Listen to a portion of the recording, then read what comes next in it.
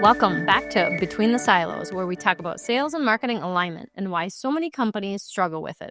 Today, I'm joined by Julia Howard. Julia is a seasoned sales leader and strategist who not only carried the bag, but also built and led high-performing sales teams. She's known for blending the discipline of structure with the art of autonomy, helping organizations align clear goals with empowered execution. So welcome, Julia. Thank you so much for having me. Yeah, I'm so excited for you to be here. This is always such a hot topic. I'm excited for the conversation. And I wanted you to join because you have a lot of thoughts and insights on a balance between structure and autonomy in sales. So I'm excited for you to share a little bit about that. Oh my gosh, definitely. I think that it's a cool opportunity for me as well because you're right. I have carried a bag. I actually carry a bag right now and have led high-performing teams. And seeing it from both sides really provides an interesting perspective that hopefully people can grab something from, especially on a leadership angle. Or, hey, individual contributors too. If you're listening, I think that I have some ideas that might help you bond with your leaders. Yeah, I love it. I'm so excited for you to dive in a little bit and talk about, I'm sure you have plenty of stories where you've seen organizations sort of like over-index on process, throw reps in the deep end, or somewhere in the middle. It's kind of always all over the place from what I've seen. So I'd love for you to tell me a little bit about what you see. Yeah, so I think, structure and autonomy, right? It's the kind of opposite ends of the spectrum, but actually they attract. So structure really, in my mind, provides more clarity. People say structure, process. And what leaders, I think, mean by that is, hey, we need repeatability. We need to understand how to get that deal across the line every single time. And really, that structure provides clarity. But the motivational trick for your team is it's actually the freedom to execute that empowers. And when those two are in sync, that's really when your team is unstoppable. I really think it comes down to perception. I think leaders, they over-engineer processes. I mean, maybe it's for discipline, right? We say repeatability, but really it's discipline. And that control doesn't always have to be a bad thing, right? The structure feels safe to them. And oftentimes I think, I've been in those teams before. I think the teams feel trapped by that. So I think it's the balance they should see it, right? While that's messy and really hard as a human, that's why leaders are in place. It takes that continual leadership, that continual effort, to provide that, to really provide the clarity and empowerment that really makes a killer team. I really love that. I love the, structure is the clarity and repeatability, which I think is hard in a sales role. And I know a lot of people, are really passionate about that topic because they're like, you can't force that. And I agree. And then there is just some forecast and clarity. But I'm wondering, Julie, how have you seen this play out? Like, how do you actually do that? How do you provide structure, clarity, and freedom to execute? Oh, wow. Okay. I think that's the age-old question, right? Right? Yeah, I think it comes from a place of care, right? First and foremost. I think actually some of the best leaders that I've worked under, I think their biggest strength and their biggest weakness are that they care too much. And so, how we do it, I'm not sure. Maybe I have an example and we can get to it that way. I think we both have certainly probably seen it all. The micromanagers, the absent leaders of what I would call, hey, give them all the autonomy. They can do it. I hired them for a reason. And, I've seen the care and precision it takes to really be invested in the people that you're leading. One of the reasons I chose to actually step out of leadership for a few years, and hey, always a leader. Once a leader, always a leader. Mm-hmm. But stepping out of the leadership title for a little bit is because I'm so invested in my team. And honestly, my family needs me a little bit more right now. And I think that's important to recognize too, is these teams deserve a leader to be completely invested in their success. But the example that I have is when I came into a team and everyone was already running their own playbooks. So they had very little oversight. I would call that maybe an absent leader or one that thinks they hired their people for a reason and they can just do whatever they need to get it over the line. So very little oversight, no templates, only history, right? Like, oh, we've done this before, so we'll do it again.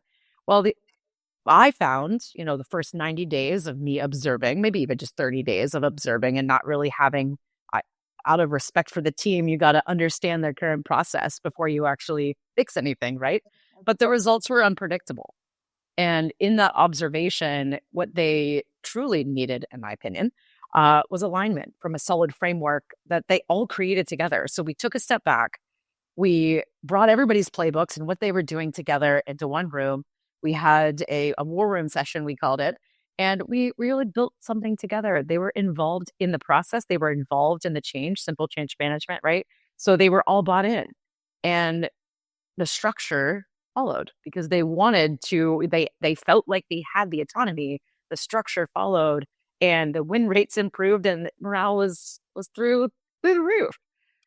Yeah, I love that. And when you said earlier on about there is the care and there can be care too much or care too little. Yeah. I write that for myself, right? Like Yeah. because you care too much sometimes, so much, you do sort of pendulum swing on like what's that right amount of structure or clarity or freedom to not let them fall, but also give them guidance and direction. And so uh, I think there's no perfect balance, but I think as long as it, like you said, as long as it comes from a place of care and you can be authentic in that, like it goes a long way for people. That is so true. You just said something about perfection and authenticity, and that strikes a chord with me deeply because, I mean, first of all, we all in leadership, we feel like we have to be this perfect version of ourselves. And again, I think that the best leaders that I have followed are just authentic. That is not perfection. I have one of the best leaders I've ever worked for. I will never forget her. Her name's Brenda.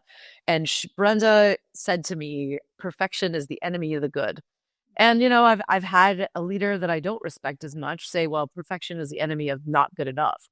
I agree with Brenda, where, hey, people want to follow someone who's continuously improving. They are self-aware and know their weaknesses, the ways that they fall short.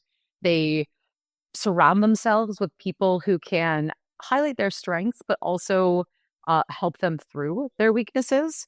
It's messy. This effort is messy, also very human. But that perfection side, I just think that people don't want to follow perfect. People want to follow a real person who has real problems, who are looking to their employees to help come to the table and solve it together. Totally agree. I support Brenda too. And I have always been of the belief of like perfection isn't even real. It's not a Yes. thing. If you think it's real, like you're fooling yourself. Tell my daughter that all the time. Yes, definitely.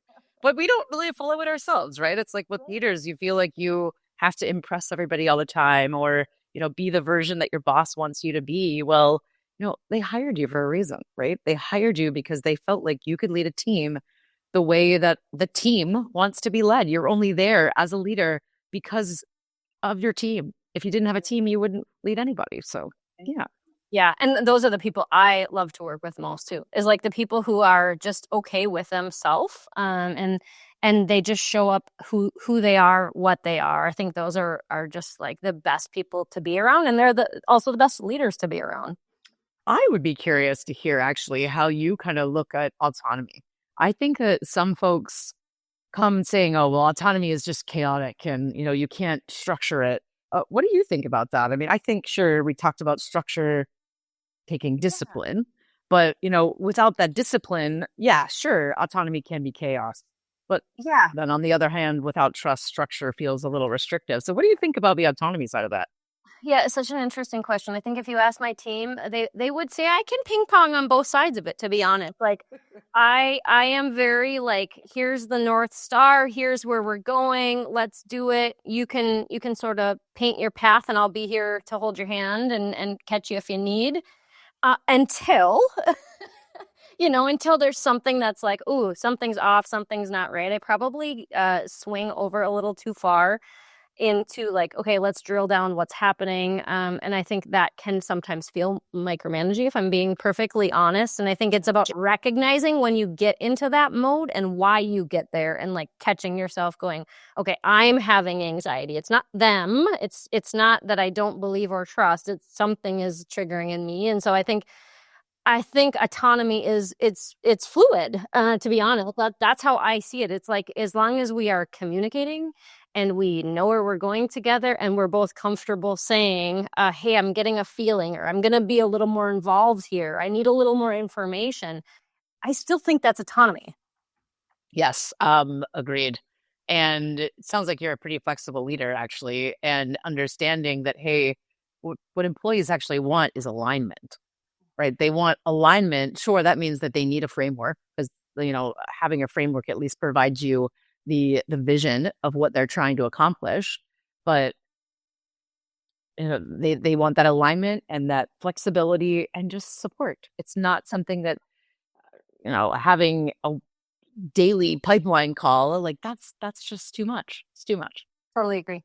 And yeah, I think it is that support. I had an employee the other day say, like, I need a little motivation, or I need a little, and I'm like, okay, what I think you just need is support, or maybe to vent, or maybe just to feel heard, and it's being okay with that. It's not like they need more leads or they need to be doing more behaviors. They just need a little bit more support today. Or, hey, let's highlight the strengths, assume positive intent. In sales specifically, it's so number driven. Okay, well, sometimes if the sales cycle is taking longer than the employee wants, so much of sales is out of your control. However, people are more motivated to get things over the line if you can highlight some of their strengths. I used to call it a compliment sandwich, but I don't do that anymore, because I don't feel like it sounds authentic, but really it's providing feedback in a constructive way that they don't feel torn down, right? Like, okay, I still know I have value. I still know I'm doing something well, and have that support. Like, hey, you did a really great job exploring the rest of the company's structure, organizational structure, and getting into another section there. I know that the sales cycle is taking longer, and then maybe we could have done things a little bit differently, but at least we're moving forward in another place. And I think that's a easier way to accept feedback. However, that's just me. Yeah, I love that. I think it is really important. I think I probably have some work to do in that area, in that I probably move too fast and I don't take the time to reflect on that. But I do think you're exactly right. It's what people need, and it does help them sort of move through those challenging times. Definitely. Definitely. I'm wondering if you'll go back a minute. You talked about playbook and framework. And so, like, in a sales role specifically, if somebody is listening in and they're like, what is that? What is that? How do I do that? Like, do you have any advice on how do you get that structure so that you can get to freedom when you're building that sort of like framework or playbook? Well, I think it's there's two answers there. One, if you are an employee feeling lost and you feel like you don't have structure, I'm absolutely all over LinkedIn. There are so many people with free playbooks out there that have worked for them. You can certainly look into that. But if you're a leader who is creating a playbook or a framework, I actually like to call it a framework. To me, a playbook is a step-by-step instruction on how things are done. Like you spoke about, there's so much fluidity in a sales process that I like to call it a framework, which means, hey, this is, the foundational cues that you need to think through to ideally get something across the line and win that business. And the framework is really in how you create discovery questions and what discovery questions are relevant. Because if you are coming into an industry that you don't know a lot about as an employee, you need that framework. You need those questions to help you, gain credibility and respect in that conversation right off the bat. The framework, as you're creating it, and really it's just thinking through, okay, if I have Jennifer as a new client or a new prospect, and, she's, let's say, in the life sciences space, and I want to sell her this software. The first thing you need to do is think through the discovery questions. What are relevant to me? What am I understanding about the customer, first and foremost?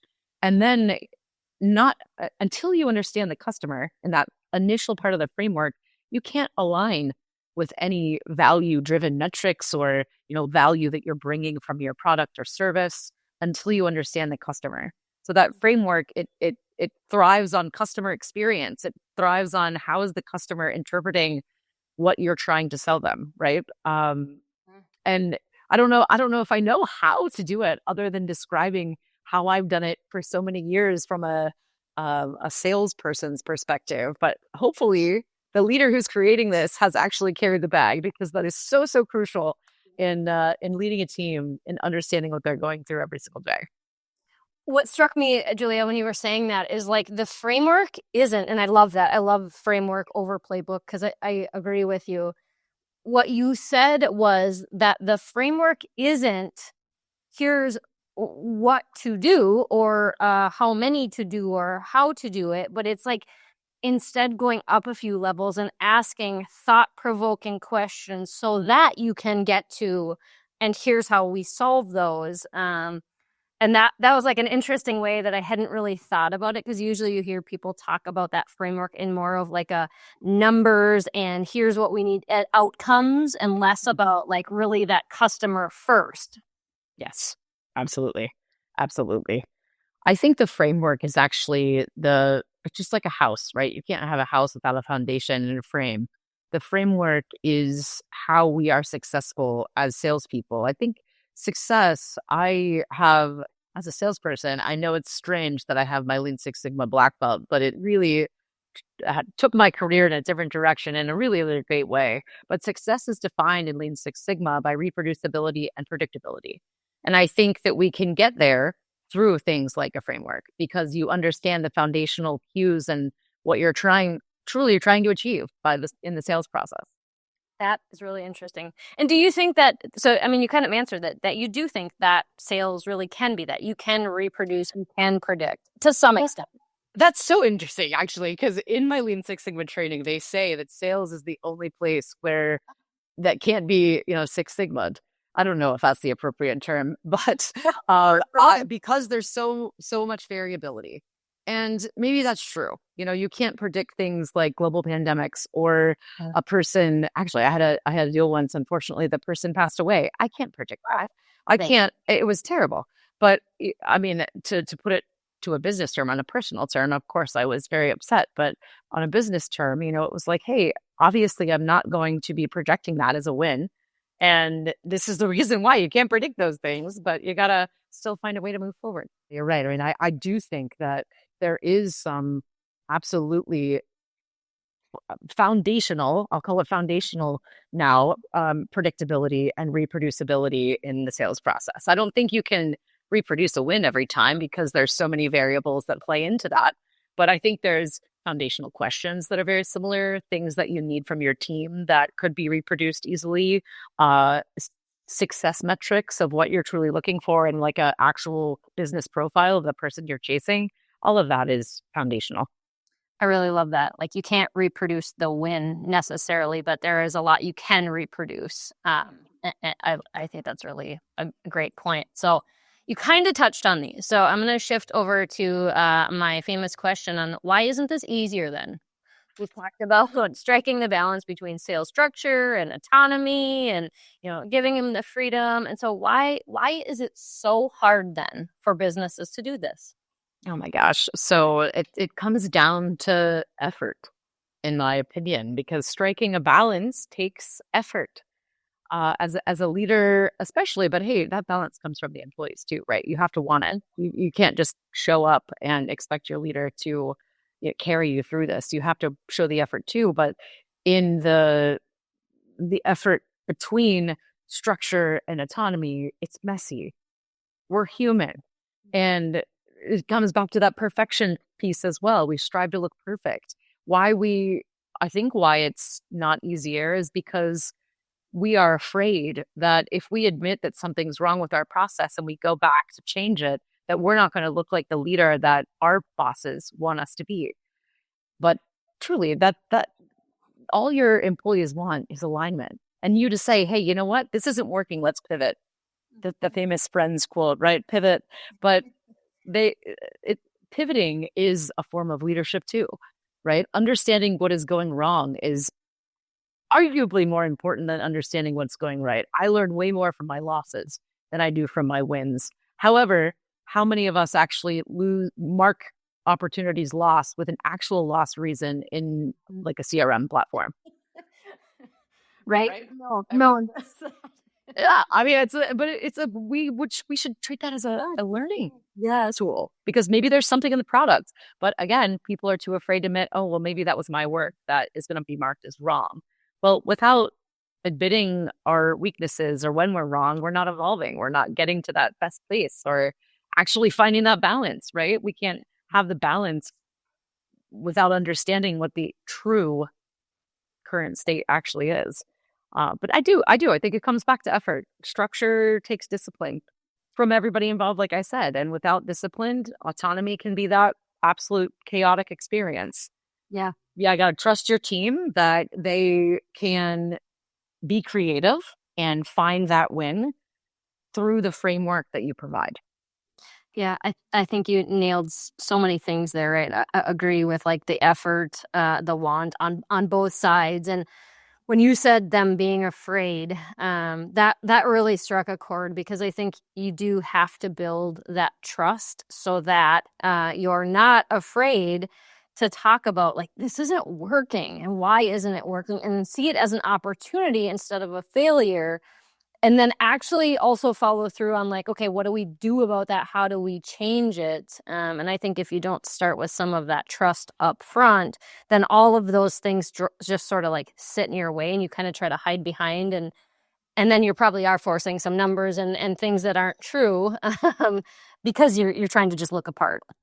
Yes, and they, that it's a circular format there too because that behavior drives certain feelings. Well, that you're failing, and that feeling of failure or fear also drives more maybe wrong behavior that takes you down an incorrect path.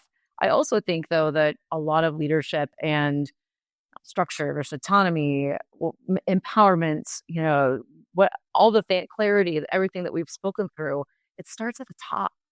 And I think that the leaders who get that will have a more engaged and loyal organization because the leaders who, I mean, we both worked for them, I'm sure, right? The leaders who cause that fear and hey, they don't admit their fears. Back to the authenticity. Well, I can't either. I can't admit that I'm wrong because this leader is not admitting that they're wrong. So I need to put on that show that everything is perfect and I'll fix it behind the scenes.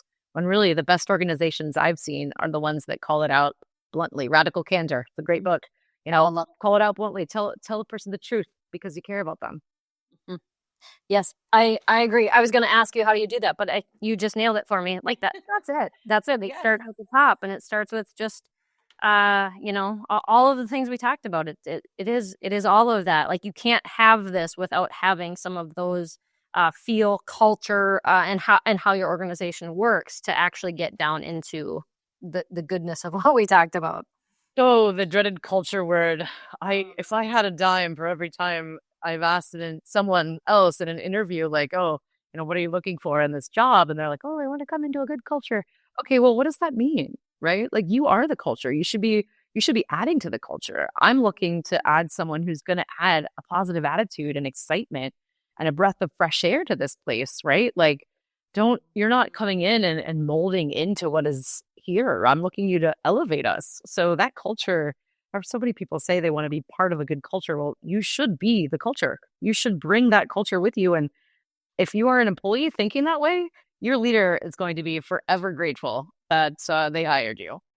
That was so powerful, and I cannot agree more. And I hear it on every interview I do. Yes. I just want to be part of a culture. And then you talk with them about their culture they're in, and you're like, well, it sounds like you're a part of not making it great. Like, what have you done to make it good? What have you done to make this problem better? Totally agree. Absolutely. Oh, wonderful. Okay, we're gonna shift here to hot seat. Are you ready? I'm ready. Okay. CRM dashboards every day or weekly pipeline reviews? Weekly pipeline reviews with a small caveat. I think that the sales team actually has to update their data regularly for that to be effective. What does that mean? Regularly? Uh, well, on a weekly basis. Yeah, the dashboards every day feel like you can't focus on sales. Mhm. And you can focus on sales, sure, but your team still needs to know what you're doing so they can report up too. So that data needs to be updated for you to kind of earn the right to some freedom. Love it. I agree. Role play objections or throw reps into live calls. Ooh, I'm curious on this one. Reminds me of a time when I was first a BDR and my employees who were hilarious would drop buzzwords on my desk and I had to incorporate that buzzword into, I don't recommend that, by the way. But it was really funny. It was really funny. It was not it was a funny way to learn, but maybe not the most customer centric. Role play first always is my actual hot seat answer, but in a safe environment, not one that there are times that I call deal rips. When I come to my coworkers and say, help me rip apart this deal so I understand what I'm doing wrong. But in this environment, you have to be encouraging. You have to point out what they're doing right. So they want to improve that behavior. Role plays are terrible and I hate them, but they are the best way to learn. Okay, I was wondering, like, do you like them? Because yes, I No, agree, but I no, hate I them. They're hate them. awful. I was actually talking the other day. I don't know what this is, but there's a AI software now. Everyone has AI, but there's a role play AI software where you can be really specific about what you want the customer to say to actually train your team. And I thought that was actually pretty cool because then you can gauge your improvement over time in the same situation too. Okay, that is pretty cool. I love that. And we've done it where we've had sales reps, when they're doing a pitch, they'll have AI record and give them feedback. Like, how did I show up? Was I defensive? Was I helpful? So that's a way we've used it as well. That's interesting. Yeah. Okay, last question. LinkedIn DMs or cold calling? Oh man. I knew that was gonna come up here. So I think LinkedIn all the way. LinkedIn DMs always, social selling first, always relationships first. I feel like I have all the caveats today, but cold calling, fine. In today's culture, who's calling, right? You can read even their voicemail while they're leaving it. But LinkedIn, people want to buy from people they trust and people they like and people they have common interests with. People don't want to buy from people who are and how do you engage with your audience, right? You're going to post, "Oh, come to my webinar." Okay, how many times do we see that on LinkedIn? Well, if you actually create the image on LinkedIn of, who you want to be, right? Hopefully it's authentic because they'll see that right away, but LinkedIn DMs, I don't just ask people, "Hey, do you want to, learn more about my service?" I've already done my research on them. And if I'm asking them for a sales, question, I better be ready to understand their business first. But people want to build or buy from people they like. So hopefully authentic content that is more than just attend my webinar is already out there. So the LinkedIn DMs can be effective. And I got to tell you, the only times I've ever gotten a job is because of my LinkedIn content. Literally. I mean, only times. All right. In the past 10 years. It's because of my LinkedIn content. Yeah, sometimes it gets a bad rap. I will say, like, sometimes people are like, oh, LinkedIn DMs is a bad thing and no one answered to that. And I'm like, I kind of disagree with you, but it has to be helpful and directed and like just the cold spamming, no. But Right. No. Oh, that's the worst. Totally. That's why I'm saying, like, hey, get to know that's a really important detail that you just said. So first, I've also not lost jobs, but lost out on chances of jobs because of my LinkedIn content too. However, I don't want to work for organizations that don't believe in me creating a personal brand online. It's important to me. There's lines there, right? I'm not going to share too many personal details that wouldn't be professionally appropriate, but personal brands are important because it makes you a person. It's not just a digital footprint. It's you as a person that they're looking at to buy from something. But you said the spamming, show up and throw up. I think that's the worst, right? You like get this new connection request and you're like, oh, here's my 3-page documentary of why you should purchase my thing. There's no way that anyone reads those, right? But what I do is I connect with that person. I engage with their content. I make sure that they know my name as far as my content is concerned, but definitely engaging with their company's content as well. I look for commonalities. Maybe they grew up in the same area I did or have a common connection. That's actually where I start. I don't start with, hey, look at the company that I've built. I say, oh, hey, I see you have that shared connection. That's so interesting. Would love the chance to connect. And then I leave it until there's an appropriate time to connect. So there's an art to the DM. It's not just cold DMing. It takes time. It takes time to build a pipeline, as it should. I love that. The art to the DM. Can't agree more. Well, thank you so much for joining me. I really loved your perspective, and I think you have such a great presence and so much to share about sales. So I just really appreciate your time. Thank you so much. And for all the listeners out there, make sure to hit the subscribe button so you always know when a new episode lands. Until then, don't forget, the best things to happen to your team will always happen between the silos.